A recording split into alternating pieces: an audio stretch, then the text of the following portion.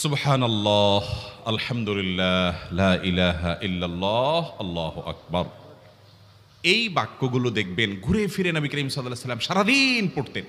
৫ ওয়াক্ত নামাজের পরে ৩৩ বার দেখবেন।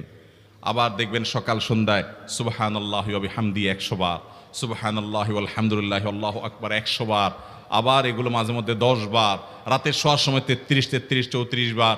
বিভিন্ন সময় দেখবেন ঘুরে ফিরে এই সুবহানাল্লাহ, আলহামদুলিল্লাহ, লা ইলাহা ইল্লাল্লাহ, আল্লাহু আকবার এগুলো একটা মিজানের পাল্লাকে পরিপূর্ণ করে দেয়। কোনোটা আসমান এবং জমিনের মধ্যবর্তী জায়গায় সওয়াব দিয়ে পরিপূর্ণ করে দেয়।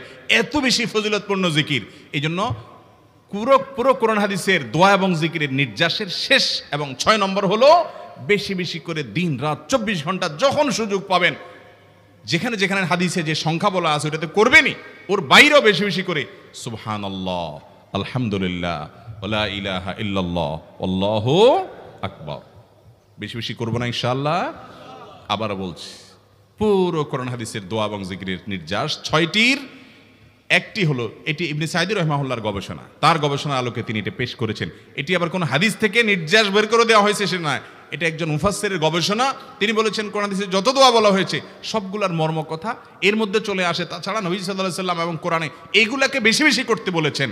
আলিজ্জু, আকসিরু, মান লাজিমা এই শব্দগুলো ব্যবহার করা হয়েছে। এই জন্য এগুলো বেশি বেশি করে করতে হবে।